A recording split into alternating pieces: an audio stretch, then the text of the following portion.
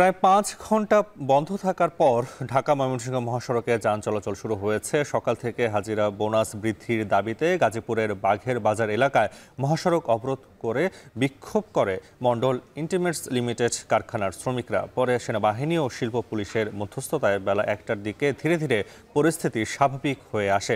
এ বিষয়ে আরও জানাতে গাজীপুরের বাঘের বাজার থেকে সরাসরি যুক্ত হচ্ছেন সহকর্মী ইফতেখার রায়হান। ইফতেখার, গাজীপুরের শ্রমিক অসন্তোষ ও সড়ক অবরোধের সর্বশেষ পরিস্থিতি জানাবেন।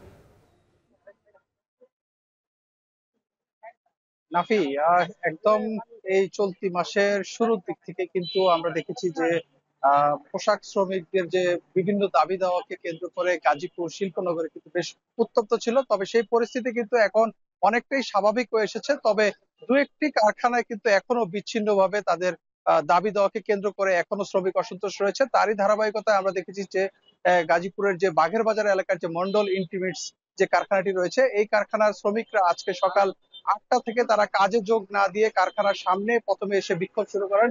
এরপর তারা যে ঢাকা ময়মনসিংহ মহাসড়কের উভয় পাশের দুটি লেন কিন্তু বন্ধ করে দিয়ে তাদের যে বিক্ষোভ সেটি কিন্তু চালিয়ে যান। যার ফলে আমরা দেখেছি যে সকাল ৮টার পর থেকে এই মহাসড়ক দিয়ে যাতায়াতকারী বিভিন্ন গন্তব্যের যে সকল যানবাহন রয়েছে, পণ্যবাহী যানবাহনের পাশাপাশি যাত্রীবাহী যানবাহন, সেগুলো কিন্তু বেশ আটকা পড়ে এবং যাত্রীদের কিন্তু দুর্ভোগ দেখতে পেয়েছি।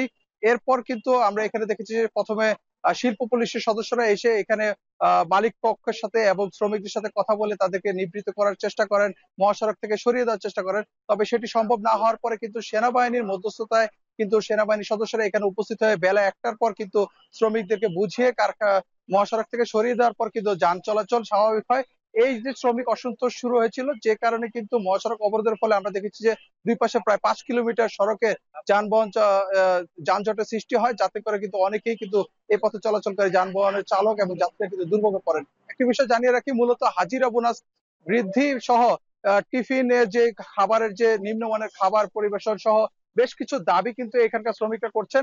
তারা বলছেন যে অন্যান্য কারখানাগুলোতে এসব সকল দাবি মেনে নেওয়া হলো, তাদের এই কারখানাটিতে কিন্তু এখন পর্যন্ত মালিক পক্ষ তাদের দাবিটি মেনে নিচ্ছেন না। যে কারণে তারা বাধ্য হয়ে কিন্তু আজকে কিন্তু মহাসড়কের সামনে অবস্থান করছেন। এখন মহাসড়কের অবরোধ অনেকটা মহাসড়কের অবরোধ নেই, তবে মহাসড়কের পাশে যেহেতু কারখানাটি রয়েছে, আপনি দেখতে পাচ্ছেন যে আমার পেছনে কারখানার সামনে কিন্তু এখনো কিন্তু শ্রমিকরা অবস্থান নিয়েছেন।